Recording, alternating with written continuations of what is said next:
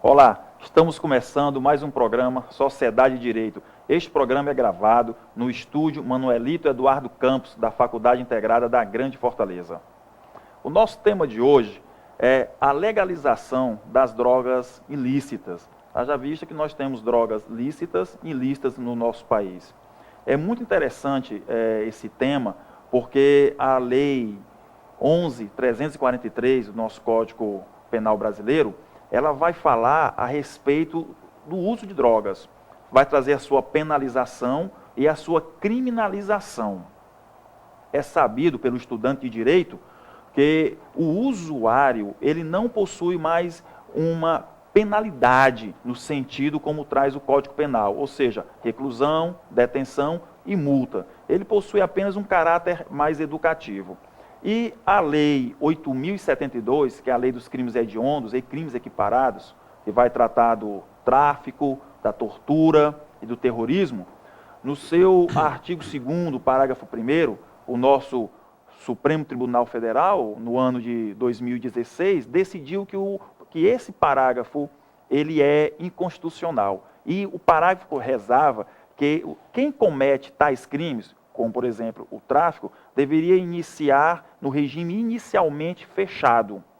Hoje não. Ele pode iniciar no regime aberto ou semiaberto, conforme seja o quanto da sua pena. E o STF fez isso para atender a um habeas corpus de um traficante preso no estado do Mato Grosso. Bem, para debater esse tema, que é um tema bem interessante, eu tenho aqui do meu lado o senhor João, certo? Que é fundador e diretor da Casa Terapêutica Grão de Mostarda. Tenho também meu amigo holandês, uma pessoa maravilhosa, que é o Dick, que eu vou chamar apenas de Dick, não vou dizer o nome dele porque é um nome complicado para mim, mas ele vai se apresentar e vai cooperar conosco aqui nessa questão se devemos ou não apoiar essa legalização. Eu quero começar com você, João. Você tem uma longa estrada já tratando desse tema. Você trabalha, você fundou uma casa terapêutica, então você tem um posicionamento a respeito dessa questão da legalização das drogas, né, chamada drogas ilícitas, né? Me diz uma coisa, João, como é que começou esse teu trabalho com casa terapêutica? Qual é o seu posicionamento a respeito disso? Bom, Arnaldo, eu comecei o trabalho com dependência química, foi aqui em Fortaleza quando eu vim me tratar. Eu sou um dependente químico. Você é um dependente químico? Sou. Eu passei 22 anos da minha vida usando droga. Cheguei ao fundo do poço. Uhum. Só no crack eu passei 8 anos da minha vida. Isso independe da minha classe, independeu da minha classe social, que eu sou do Rio Grande do Norte, consegui me formar, trabalhava numa autarquia lá, tinha um cargo muito bom, um salário muito bom, e a droga me levou e me tirou tudo. Eu cheguei ao fundo de poço, onde eu me tornei quase um morador de rua, e minha família me deu uma alternativa. Ou se trata, ou se trata. Ou então você vai morar na rua.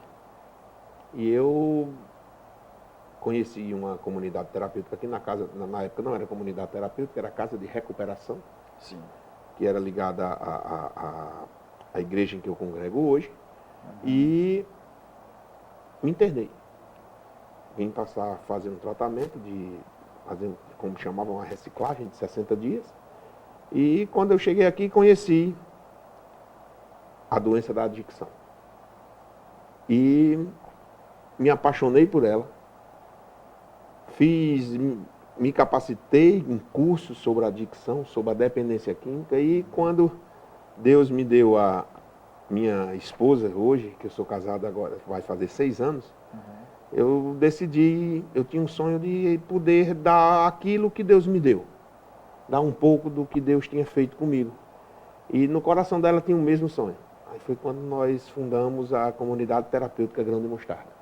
Hoje nós temos 6 anos de casa, contamos hoje com 70 internos lá, onde tratamos de álcool e outras drogas.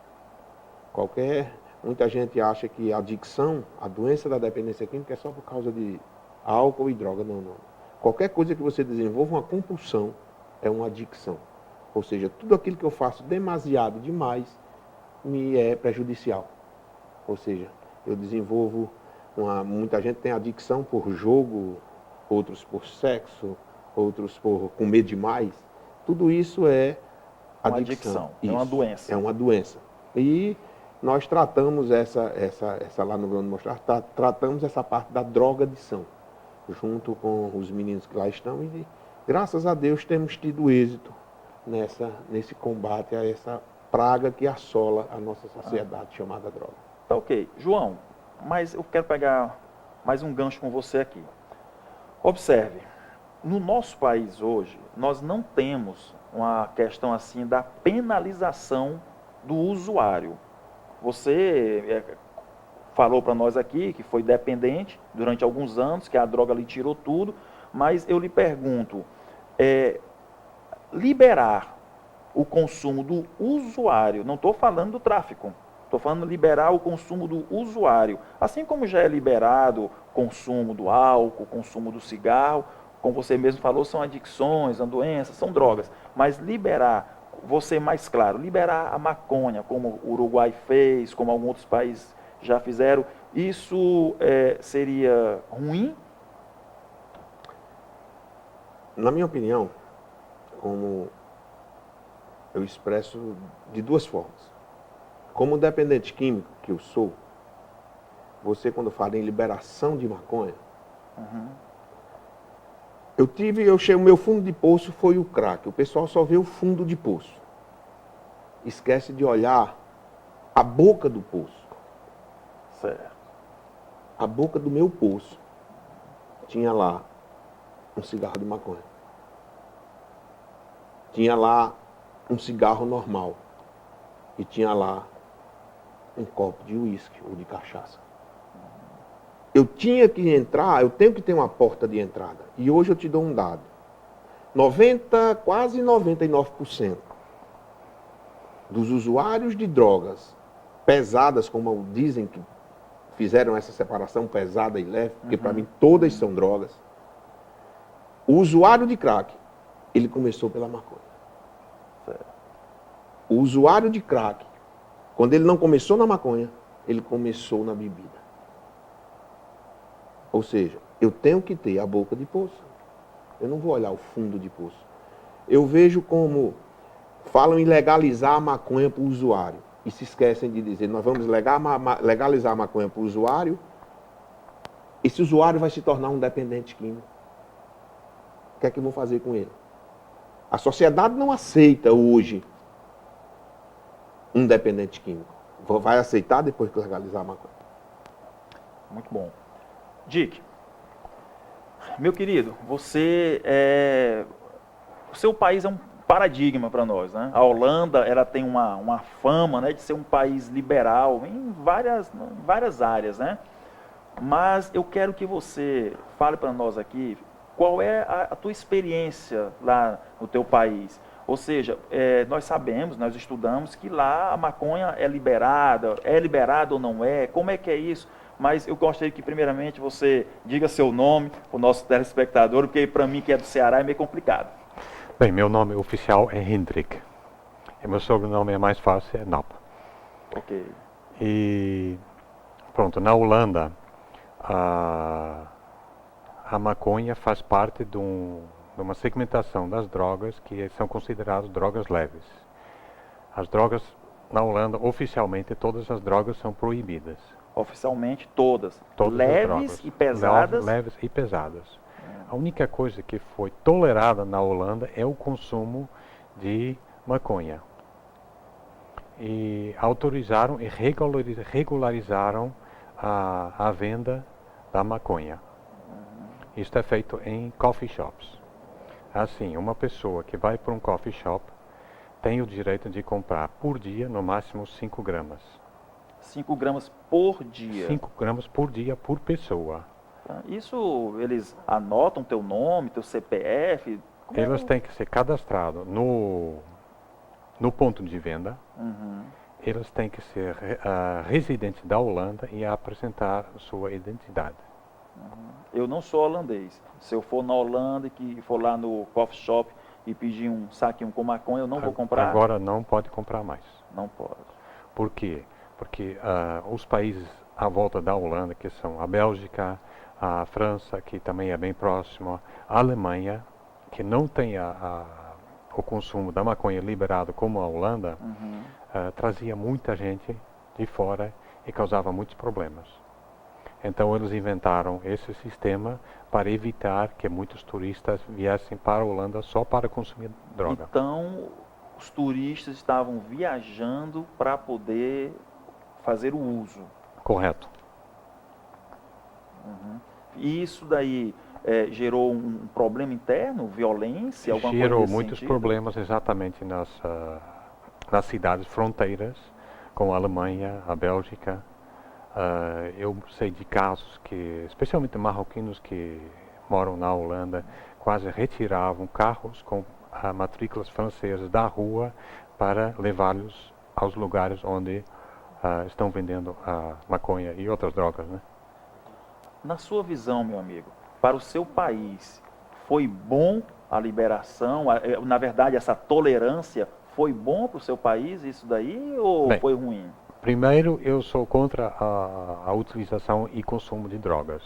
Certo. Só que temos que ver a realidade que a proibição das drogas nunca foi uma coisa que foi concretizada no sentido de fechar as fronteiras, não entrar em drogas. Sempre houve muita droga entrando.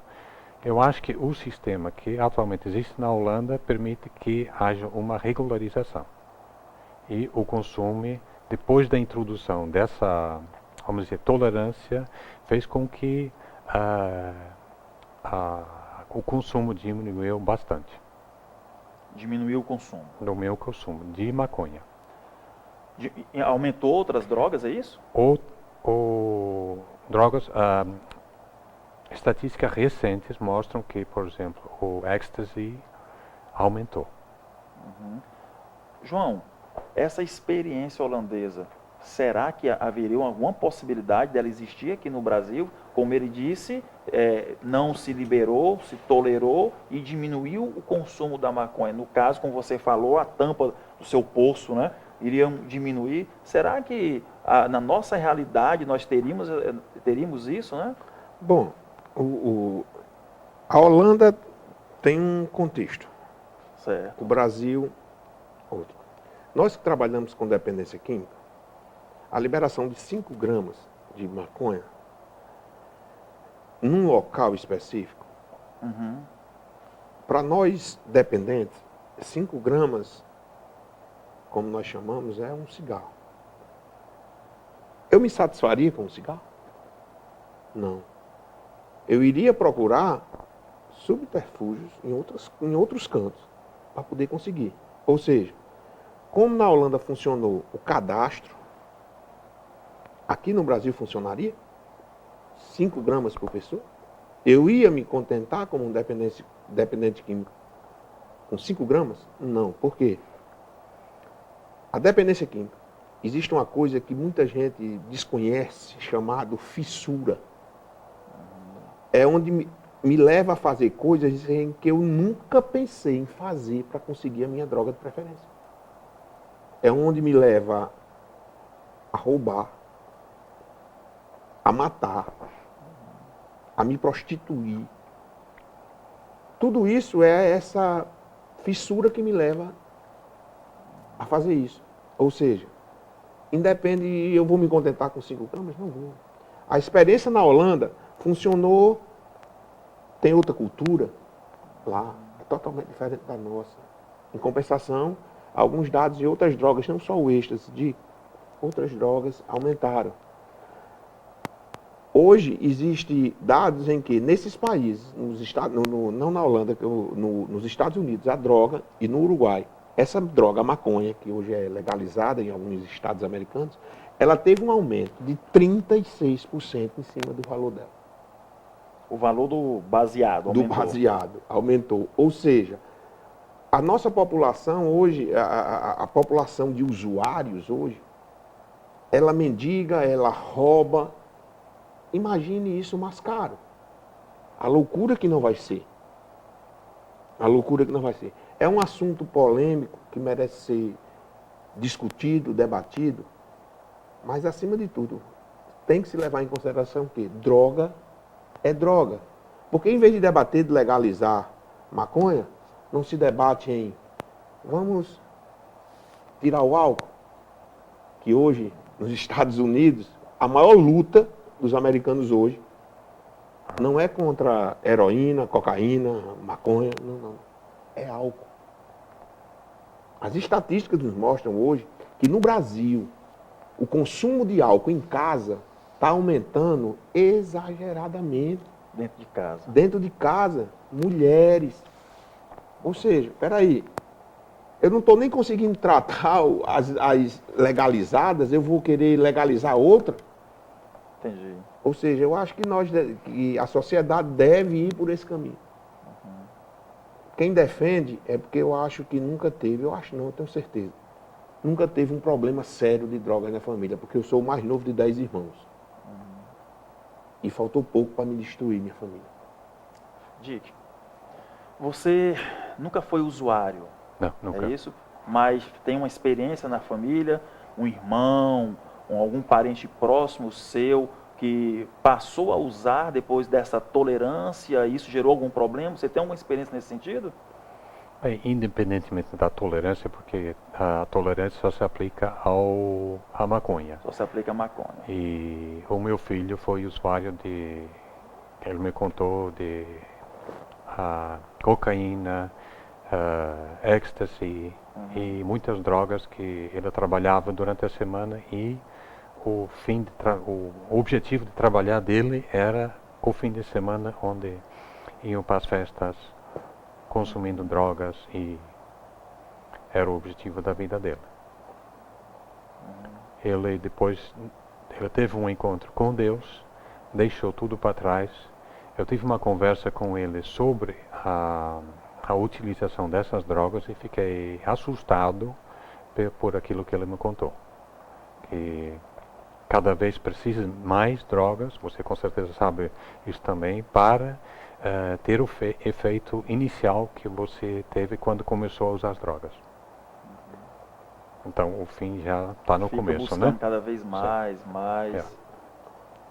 Dick, você trabalhou 18 anos na Embaixada Portuguesa na Holanda, não é isso? Correto. Você observou esse êxodo, essa migração por parte desse povo, desses que iam para as embaixadas? Alguém ia para lá só com o intuito de usar drogas na Holanda? Existia isso? Existia esse êxodo lá ou não? Porque Portugal, pelo que nós sabemos, é um país bem mais liberal até do que a Holanda, né? Lá não tem separação entre drogas pesadas e drogas leves, não. Em Portugal, pelo que eu tenho aqui, toda a droga foi liberada, o consumo. E houve uma queda drástica de usuários. Mas o que também é muito importante é que as pessoas que são viciadas são ajudadas. Tem projetos que ajudam as pessoas a sair do fundo do poço, a atingir uma vida normal. Isso também faz parte dos programas da Holanda. Então, não só com licença, são programas do governo ou são programas da iniciativa privada? Os dois. Os dois. Mas sim. O governo tem um programa, ou seja, o mesmo governo que tolera é o governo que tem um programa para estender a mão, para lhe ajudar a sair do poço, é isso? Sim. Por exemplo, pessoas que estão adicionadas à heroína recebem a metadona, mas é acompanhado. Isso então, aí, João, é aquela política de redução de danos. Então ele é viciado em heroína, recebe um substituto que é a metadona. Não é uma droga também, é isso? Também, eu acho que O João sabe explicar melhor que eu. E aí, eu estou trocando uma droga pela outra, um vício pelo outro? Qual é a lógica nisso aí, João? A política de redução de danos, eu sou totalmente contra. Certo. Sou totalmente contra. Por quê? Eu nunca me esqueço uma frase que meu irmão, que é médico, ele me disse. Ele disse, cara, tu não consegue só largar o cigarro. Tu vai largar outra droga. Nunca você vai deixar. Ou você abre mão de tudo, ou você nunca vai abrir mão de nada. E eu não compreendi aquilo. Eu relutava, disse, não, cara, cigarro não me faz mal. Bebida, uma cervejinha não me faz mal. Só que uma droga puxa a outra. Eu gostei muito de uma frase do Dick agora, que ele disse, eu peguei, o fim está no começo. E é justamente isso que a droga faz comigo. O fim está no começo. E o que é que eu quero? Reduzir o começo. João, você falou no início aqui que você foi para uma casa de recuperação. Isso. Você tem uma casa terapêutica. Nós sabemos que agora, recentemente, houve um problema sério no Estado com essas casas, com as casas de recuperação, casas terapêuticas. O Estado tem até houve um debate grande em Brasília, onde se dizia que as casas terapêuticas, na verdade, estavam fazendo lavagem cerebral e colocando as pessoas nas suas religiões. Fala pra gente aí como é que está essa situação e qual é essa diferença, João? Casa de recuperação, casa terapêutica. Existe diferença? Existe. Hoje nós temos uma comunidade terapêutica. O que é isso? É você tratar o dependente químico com... Hoje nós temos um programa terapêutico dentro da nossa instituição. Antigamente, as casas de recuperação, elas trabalhavam num tripé. Trabalho, espiritualidade e convivência. Certo. Ou seja, nada de terapia. A terapia era sol quente. Era sol quente e você tinha que fazer, chamada laborterapia, e não focava na doença chamada adicção. Hoje nós temos a comunidade terapêutica, e eu digo muito, Arnaldo, a casa de recuperação era terrível. Sério, João? Terrível, terrível. Você era desacreditado, você era xingado, pessoas lhe tratavam literalmente mal lá dentro, com palavras de baixo calão. Ou seja, a sua família queria uma solução para você.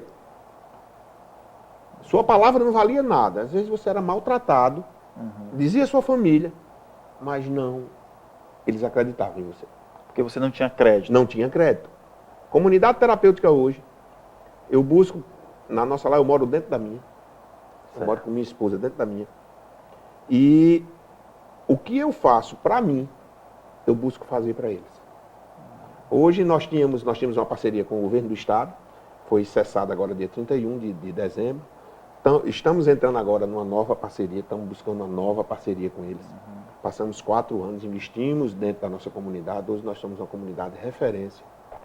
Temos capacidade para 100 internos hoje, onde nós temos, nossos alojamentos são todos climatizados hoje. Me chamaram de louco porque eu estava botando ar-condicionado para o dependente químico. Eu digo, se eu posso dormir no ar-condicionado, eles podem também. Certo. Ou seja, essa luta aqui com o governo do estado, com o governo federal, eu imagino como é que vão legalizar uma coisa, Arnaldo, se o suporte não está sendo dado. Os dependentes químicos que estão na rua, você chega, eu trato, eu tenho capacidade para 100, estou com 70, é 0,001% dos dependentes químicos aqui de Fortaleza. E o resto? Vão para onde? Estão morrendo no meio da rua. Estão dormindo na sarjeta, nas esquinas. O que é que vão fazer com eles? Vão dar 5 gramas de maconha para ele fumar, que o vício dele não é maconha. Vão dar 5 gramas de pedra, de crack a eles. Não funciona. 5 gramas ele fuma de uma vez só. João, partindo dessa sua ideia aí, você concorda então com o nosso Código Penal, que não traz uma penalidade, reclusão, detenção ou multa, e não traz regime inicialmente fechado para o usuário e hoje para o traficante, não traz o regime inicialmente fechado, Partindo dessa sua ideia de valorização, você concorda com isso? Não, eu acho que o usuário é bem simples você identificar um usuário. O traficante, ele não usa droga, não. O traficante não usa drogas. O traficante não usa droga, não. O traficante, ele tem os filhos estudando nos melhores colégios. Quem usa droga é aviãozinho, é usuário. O traficante não usa, não. Eu acho que tem que se combater o tráfico, deixar a polícia fazer o trabalho com o traficante. Sim. E nós cuidarmos dos usuários hoje. Buscarmos eles, aqueles que estão usando, e colocar eles em abstinência. Não dizer, ei, tu está usando crack, eu vou dar cocaína para você, que é mais fácil. Ou então eu vou tirar seu crack e vou dar maconha a você. Isso é loucura. Tá, mas você defende que deve continuar criminalizado o uso. Lógico. Mesmo ele sendo levado para um tratamento. Lógico. Isso, não cadeia. Eu acho, não cadeia. É dizer, você está doente, é uma doença. É a mesma coisa, você está com câncer. Você tem a opção de fazer uma quimioterapia.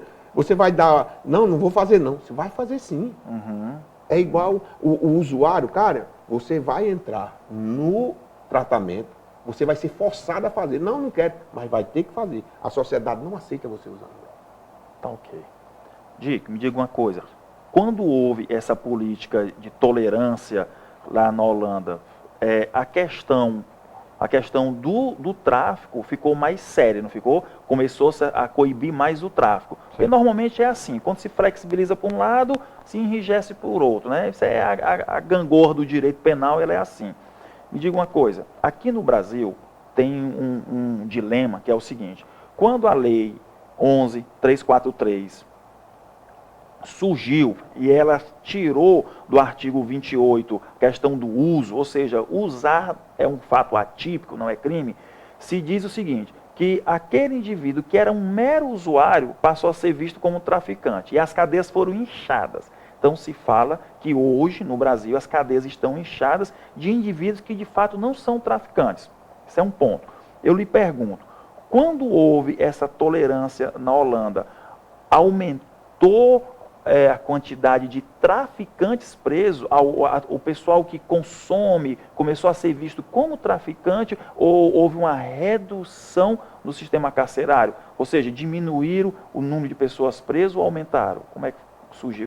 Tem os dados aqui que compara, por exemplo, os Estados Unidos com a Holanda. Sim. Não sei se você pode Ajuda ver ele aqui. aí, João.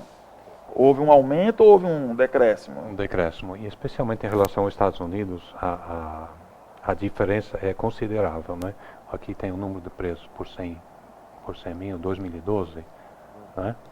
Sim. Estados Unidos, Holanda. É 4,7% e o outro 0,9%. É uma diferença muito substancial. substancial, Diferença sim. substancial. Aqui, no nosso cenário, o que se fala muito no Brasil é que quando tirou, certo? Quando o artigo 28 veio e ele não fala em uso, começaram a olhar para o usuário, não, você agora é traficante e incharam as cadeias. Então, o que se propaga, o que se fala muito na mídia, inclusive, meu querido, não é crime de apologia você ir às ruas, certo? Com o charutão e dizer, eu quero que legalize. Aquilo não é crime de apologia, já foi definido pelo STF. Você concorda que quando se despenalizou, as cadeias foram inchadas porque se olhou para o usuário e disse que ele é traficante, ou isso é uma falácia, isso é uma mentira? Eu não concordo Certo. com isso. Por quê? O que inchou as cadeias foi o que o dependente químico faz. O roubo, o estupro, Que ele faz para conseguir Lógico. dinheiro para a droga, não é isso? a prostituição, o assalto à mão armada para conseguir a droga, as saidinhas bancárias, tudo isso, pega os dados, não de usuários que estão lá, não. De pessoas, o que aconteceu, qual foram os crimes que aumentaram com essa despenalização. Muito bom, entendi. Eu vou roubar porque eu sou usuário. Eu posso chegar aqui, você vai andando, eu vou roubar o teu celular, eu não vou ser preso. Tá Você, ok. hoje o pessoal está indo para lá. é preso por roubo. Não porque é usuário, é porque ele roubou para usar. Tá ok. Realmente é um tema que instiga, né? A gente dá para falar bastante sobre ele, mas o nosso tempo é curto, né? Estamos chegando ao fim da nossa conversa aqui com essas pessoas, e eu quero agradecer e passar a palavra para o meu amigo Dick, certo? Que é muito legal ter você conosco aqui, falar um pouco da realidade do seu país, né? Graças ao bom Deus, né? Seu filho hoje não é mais usuário, como você comentou aqui, mas então eu quero que você faça as suas considerações, depois você, João, para a gente poder encerrar o nosso programa. Bem, eu acho que a liberalização que eu falei deverá ser acompanhado com o acompanhamento e uma das coisas que eu não falei, mas que a Holanda está investindo muito, é a educação das crianças logo no colégio, dos perigos da droga, para que os estudantes já sabem de antemão qual é o perigo da droga. Isso realmente resulta numa diminuição de drogas. Tá ok. Tá ok. Eu concordo em uma parte com o que o Dick disse, que eu acho que o que deve ser investido, em vez de estar debatendo legalizar ou não legalizar, eu acho que era em prevenção. Prevenção. Nós irmos ter uma educação digna, mostrar o risco que qualquer droga causa na família. Aí sim, essa nova geração que está vindo aí, eles não vão pensar nem em legalização, porque eles vão saber já os malefícios que causam as drogas. Muito obrigado. Muito obrigado aos nossos nada. convidados. O programa Sociedade e Direito vai ao ar todos os dias pela FGF, Canal Universitário de Fortaleza, canal 14 da Multiplay, e nas redes sociais. A nossa mensagem para você, meu querido telespectador, é: pense primeiro na sua saúde, pense primeiro como você está antes de você experimentar alguma droga dessa. E até a próxima. Fique em paz.